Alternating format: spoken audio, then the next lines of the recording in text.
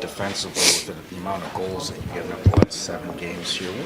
What do you see as the differences? What do you need to do to get back to that tighter defensive game that you were playing during the winning streak?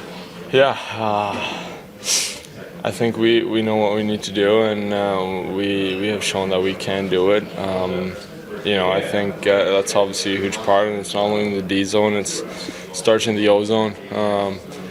Containing more pucks down there, giving them less time with the puck, and coming back as well. So, something we want to get back to. We know we're going to score, so emphasize on that. Any concern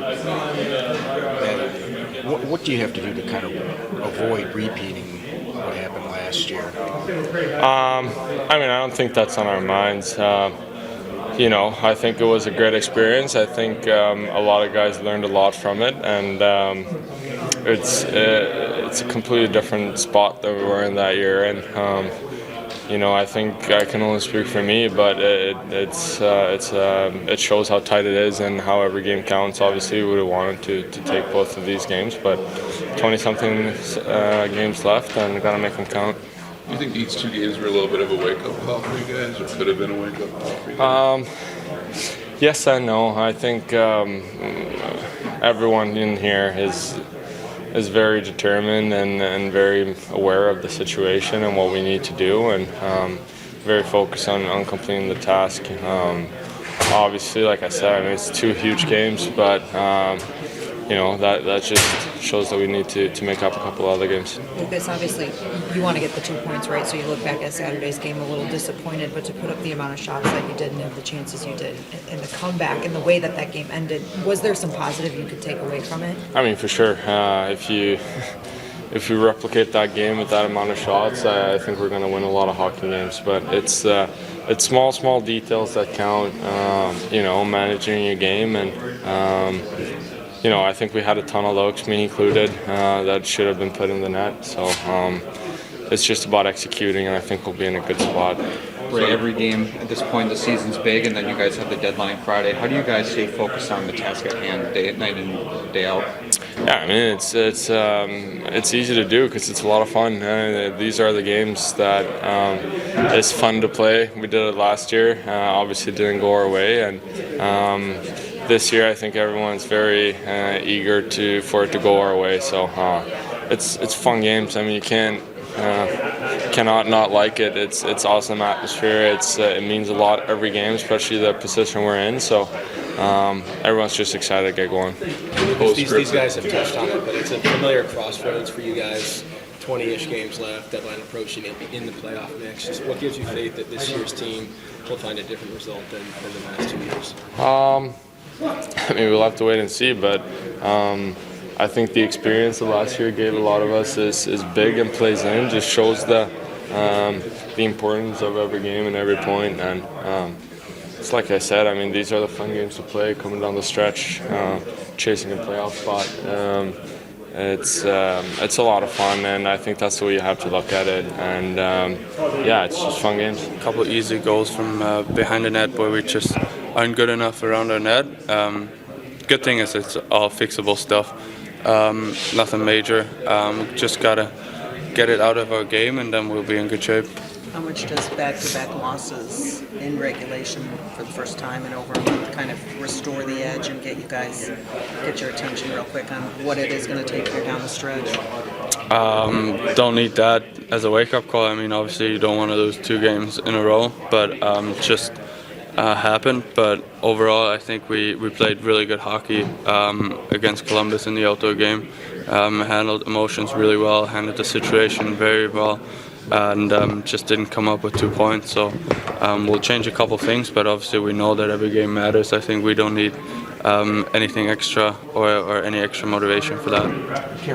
Played Carolina 3 times here in the last 22 games. You obviously know them well. They're a team that likes to put a lot of pucks on net, kind of give you what you talked about, just having to block more shots, and you guys are going to have to be on the lookout for that. Yes, and I think also will be a good matchup. Obviously, I think we had 46 shots on that the other night, and obviously that's something Carolina wants to do it too every night, and I think it's going to be a good matchup. Just a matter of who really owns the net front areas the most on both sides of the ice, and whoever can do that will come up with 2 points. How does their lineup change with Miko in there and Nature's out? I don't think that much. I mean, we haven't played him at all this year, so honestly, a really good player in and another really good player out, and don't know much to say about that, to be honest. How'd you come out of it health-wise pretty good? Is Ras closer? Or? Ras is skating. He's not involved in any contact, so he's not available for tomorrow's game, and we'll see where he is later in the week. Todd, just defensively, the last 7 games, the goals against have been creeping up. What do you got to do to get back to the way it was before that? Well, it's at all levels, so it's the forwards, the D, and the goaltending. Starting the crease, we got to get an extra save a night. I think we're very capable of that. The back end, we've been put in different situations where we're a little bit aloof, a little bit careless at moments. Even in that game in Columbus the other night, early in the game, we got stripped and gave up a 2-on-0. They missed the net, but very similar to the winning goal. Those situations have to be cleaned up. Up front, our forwards have to give us a little more back pressure, take away that offensive gap, and play stronger as units of 5. So penalty kill, goaltending, forwards, D, everybody's involved in it, and we're capable of it. We're not giving, in my opinion, we're not giving up a lot of chances, but the ones we are finding the back of the net. So tighten all that stuff up and hope for the best. Todd, in your experience, what's this week like managing for players? I talked to Coach last week who said this week, close to the trade deadline, just because there's always outside noise around everyone, no matter if it's a good team, bad team. Like, as a coach, how do you help, or do you say anything to players to try to not listen to all the outside noise this week? No, we don't. We can't control that. I talked about this, I think, about a week or 10 days ago. I hear it too. You turn the TV on, you hear something. Well, here's our top 20 players that are available, and there may be a Detroit Red Wing on there. And I'm looking at the name going, well, the last time I talked about this guy with our management, he's here like for life.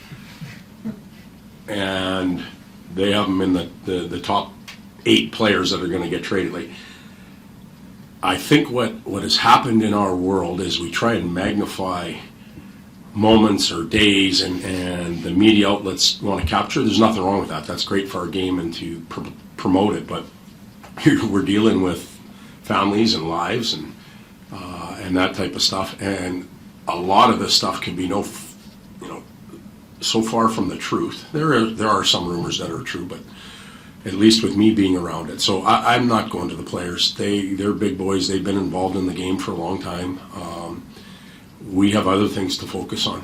We've got a big week ahead of us, and we're coming off a weekend where we didn't get any points. So, no, if there's a really unique situation, something that's affecting an individual greatly, putting their family in a real awkward position, somebody from the organization, me or somebody, would likely talk to that player, but not on everyday rumors, because it's exactly what they are. You talk about the stuff you're focused on. You get Carolina tomorrow. We know that they're an aggressive team. And what makes them unique from a coaching perspective when you look at them? Well, they play a pressure game all over. There's no, there's nothing conservative in their game. They go the whole time. They play 4 lines. They play, they close gaps on you fairly quick.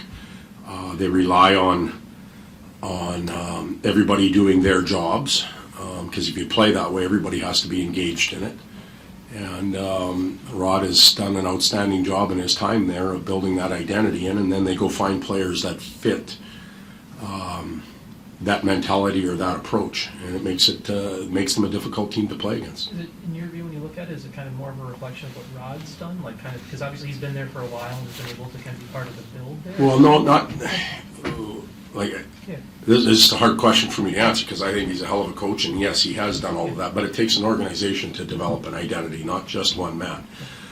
He has a vision and he has a belief, but everybody else has to be buying into that, and I think he's done an outstanding job supporting that vision and belief of the whole organization. Hey, Todd, do you and Steve, like this week, like in years past with your other GMs, do you keep in touch?